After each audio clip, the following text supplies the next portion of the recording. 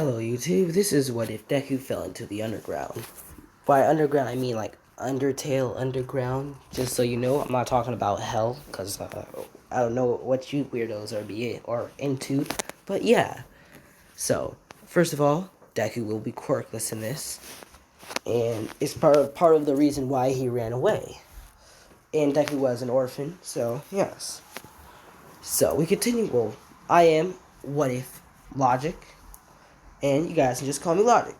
This might be the last What If I'm posting today, if I didn't tell you that, but let's just get into the video. So, we start our story off with Deku running away from his orphanage after being bullied from other kids from the school. Now, the people in the orphanage obviously don't care about him.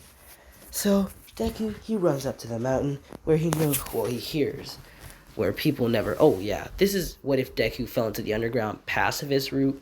There will be a genocide route when I'm done with the pacifist route. So yeah, Deku, he runs, and he running to this mountain because this is a mountain where nobody returns. Deku is expecting not to return.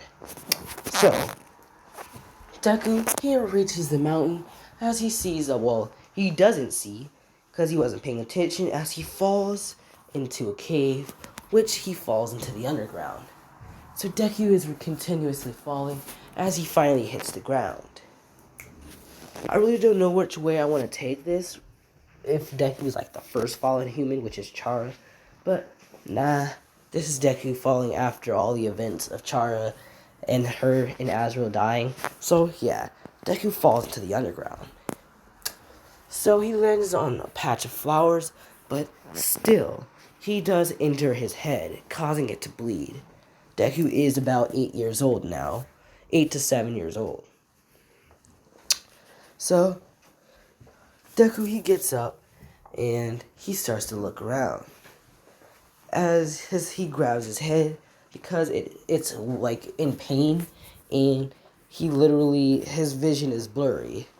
So Deku looks around and he sees a flower, and it starts to talk. And Deku's like, huh? A talking flower? Is this someone's quirk? Or am I just going crazy, basically? And the flower's like, hello, human. I'm Flowey. Flowey the flower. And I'm gonna have to teach you how things work in the underground. As Flowey starts to go on about how things work in the underground, and we get to the part where he's like, love. Well, not love, but these are my love pellets. Take them. As he launches one at Deku. And Deku gets hit by it, which it hurts a lot, so he starts to scream.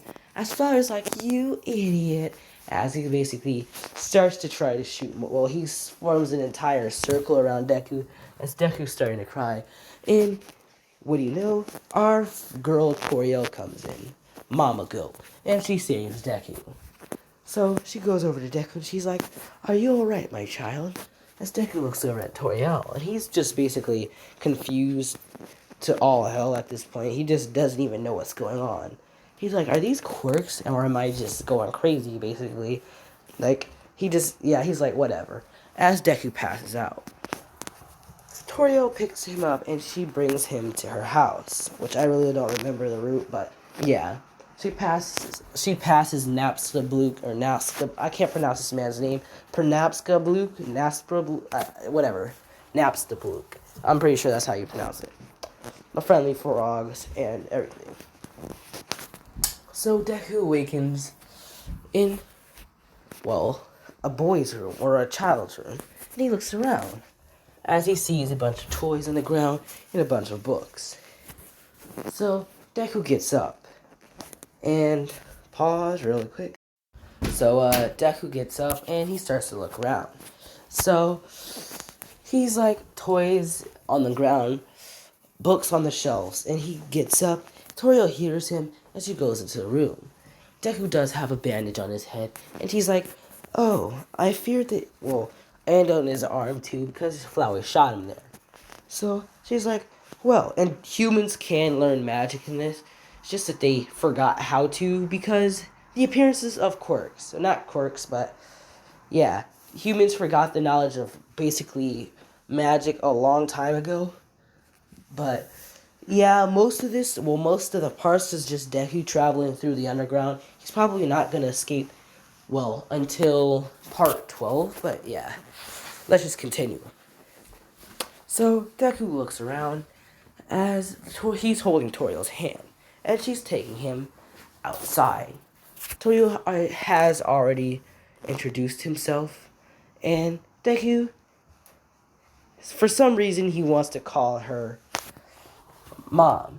So Deku calls her Goat Mom, which Toriel finds she finds adorable, and she's glad that Deku's calling or thinks of her as his mom. So Deku tells her about how he grew up in an orphanage and he doesn't really have a family.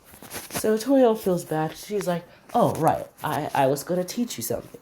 As she brings Deku in front of a dummy, she's like, "All right, I'm gonna teach you how to spare." And Deku's like, "Spare?" And she's like, "Yeah, I'm gonna teach you how to spare." And she's like, "Do you see that thing over there?" As Deku looks over at it, he says, "Yeah." And she's like, "All right, I want you to try talking to it." And Deku's like, "Talking to it?" And then she's like, "Yes, compliment it or something."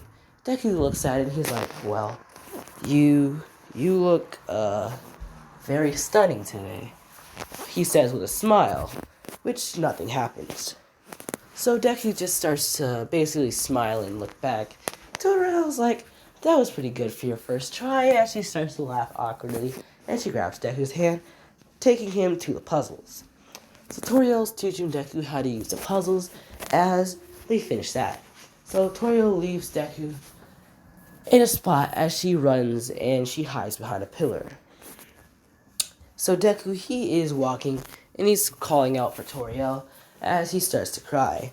And Toriel runs out from behind the pillar, and she's like, "I'm sorry, my child. I didn't mean to scare you."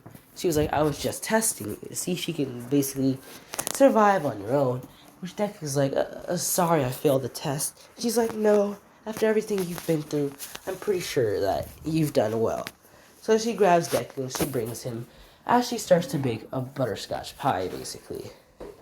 Which I'm probably gonna end this off with Deku figuring out the way, or basically, I'm gonna make these 10 minutes, but yeah. So Deku, our Miss Toriel, or Goat Mom, she finishes making the butterscotch pie as she puts a slice in front of Deku, which Deku takes and he starts to eat it. So, by right now, I'm going to say that Deku has been in the underground for, well, not underground, but he has been in basically, I'm going to say,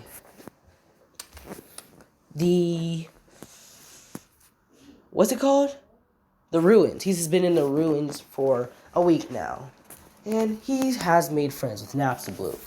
Deku thinks that they have something in common, that they're just both whiny brats, basically. So Napstablook's like talking about the rest of the underground. Deku's like, "There's more to this place?" And Napstablook's like, "Yeah, there's a whole nother place, well, connected to this one." As he says, or she says, I really don't know the gender.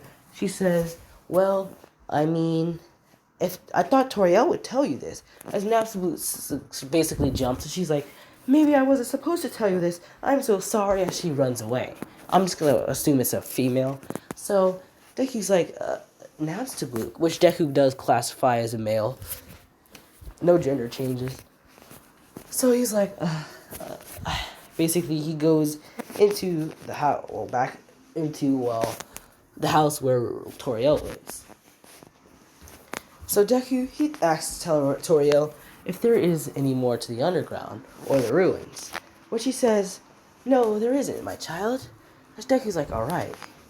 So, basically, Deku sits down and reads a book for a while as he gets up out of curiosity and he looks at the stairs, where Toriel told him that he must absolutely not go down.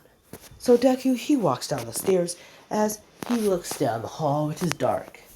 Deku getting a little scared and basically trying his hardest not to cry. He starts to try to walk as he is grabbed by Toriel. She says, "My child, you're not supposed to be down here." As she basically brings him back up and she lays him down in the bed. She's like, "Please go to sleep." As she leaves the room, Deku, he, still being curious, gets up and he calls out for Toriel, who has already went down the stairs. So Deku, he gets up. Deku, he goes down the stairs and he starts to walk down the path, as scared as he might be. So Deku, he looks over and he sees Toriel standing in front of the door. As he asks her, Toriel, or Miss Toriel, why are you, as she's like, you can't go through this door. And she looks at it and she's like, I'm going to destroy it. As Deku's like, you can't do that. And then Toriel's like, why can't I? And Deku's like, because I want to escape. And she's like, why? Why do you want to leave so bad? You don't have a family outside. And Deku's like, because I want to be a hero. And she's like, a hero? And she's like, Deku says, yeah. He starts to talk about how there are heroes in his society and how he wants to be one of them. So Toriel's like, if that's true, and well, basically everything I've basically heard from you, you can't be a hero without one of those quirk things. So what makes you think that you could ever be a hero? As Deku looks over at Toriel, the woman that he thought he loved, and he's like, Miss Toriel, well, why would you? And she's like, if you want to get past me, then you're gonna have to defeat me in battle. Prove to me that you're strong enough to protect yourself, or you're strong enough to be a hero. As she attacks Deku, which I am going to have to end it off here. In the next part, I will be basically